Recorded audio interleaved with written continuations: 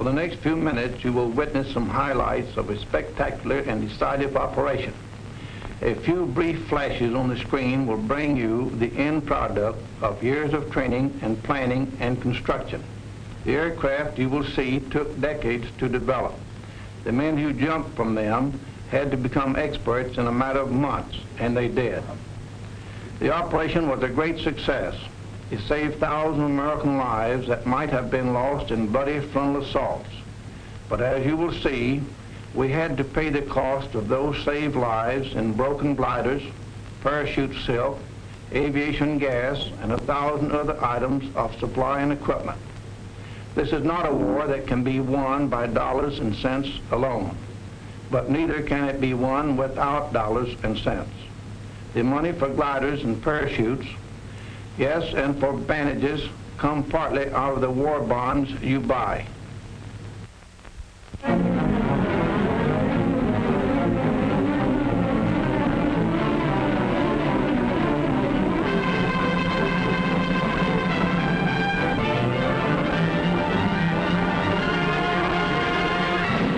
Communique number 1, June 6th, Allied headquarters. Under command of General Eisenhower, Allied naval forces supported by strong air forces began landing Allied armies on the northern coast of France. The greatest news story in 1944. D-Day, H hour. That fateful moment for which the whole world held its breath. But in the night hours of D-Day -1, long before these first assault boats nosed onto the beach, American fighting men, troop carriers, paratroops, airborne infantry, and glidermen were already there.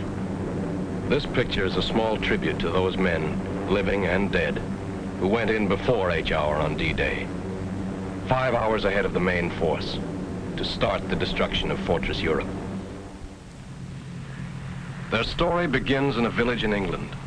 Not the kind of village that you ever saw or read about, but a strange, unsightly place, one that had sprung up almost overnight and was known to its citizens as Shantytown. Its buildings were fashioned entirely from heavy boxes and shipping crates used in transporting thousands of gliders from the United States. It was a growing community.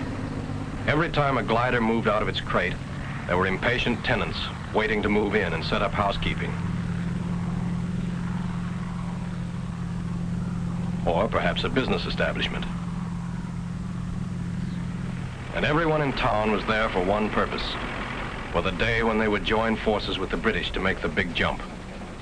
The jump that would carry them not only across the English Channel,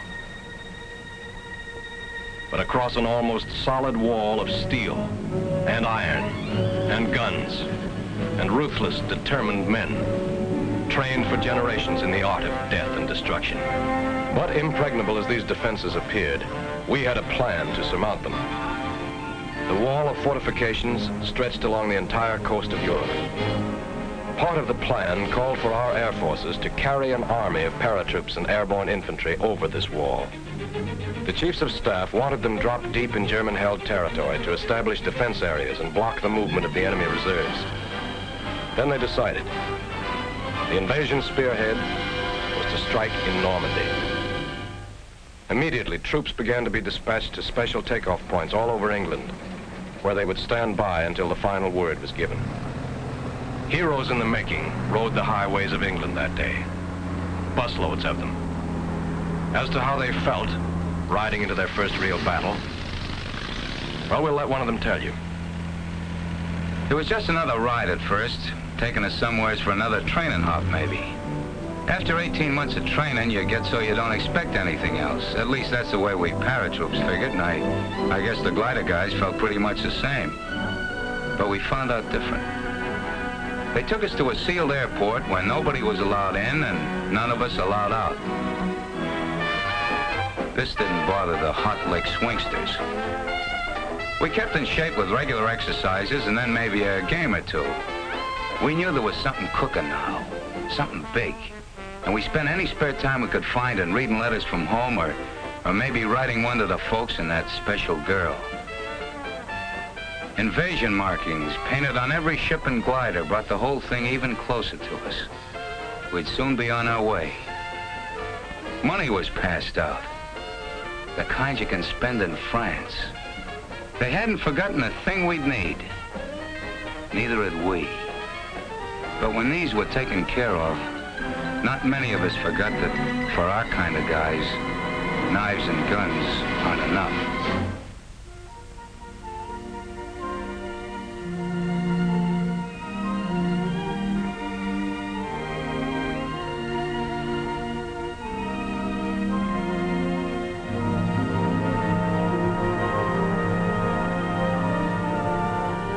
Now we were really ready.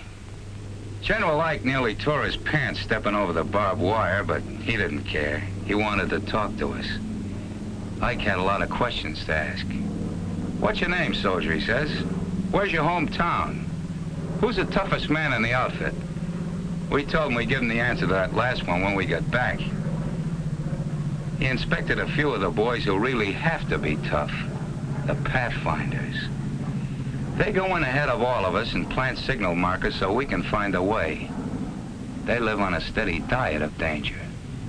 When Ike got through with us, we were all keyed up, raring to go. And then it was time. Most of these men had never seen real combat, but remember them. Look at their faces. They've seen plenty of action since. They're the boys of the 82nd and 101st Airborne Divisions. The men who faced von Rundstedt in Belgium, stopped them cold at Bastogne and Stavelot.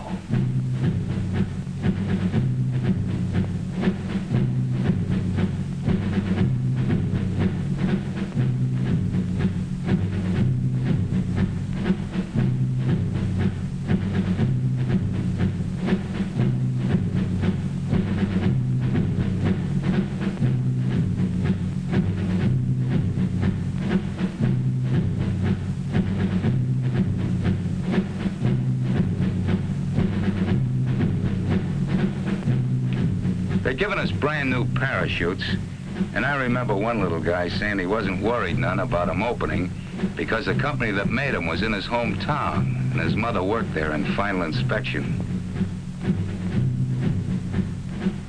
A few of the outfits got the idea they ought to show the Germans we had Indians in America. Here they are. Indians from the Loop, from Back Bay, and the Bronx. Climbing into the ship, some of us were loaded so heavy that we had to be shoved on board by the others or we'd have never made it.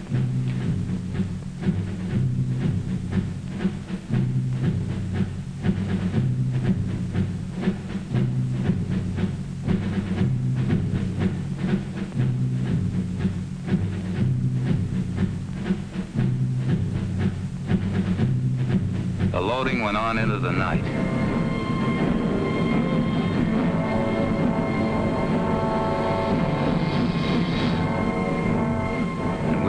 Places and ready long before takeoff time. Then we heard the roar of engines as the Pathfinder ships began hopping off.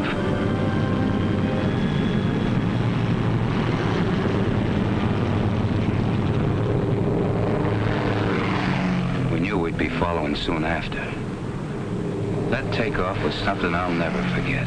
Sure, we'd all made a lot of training hops, but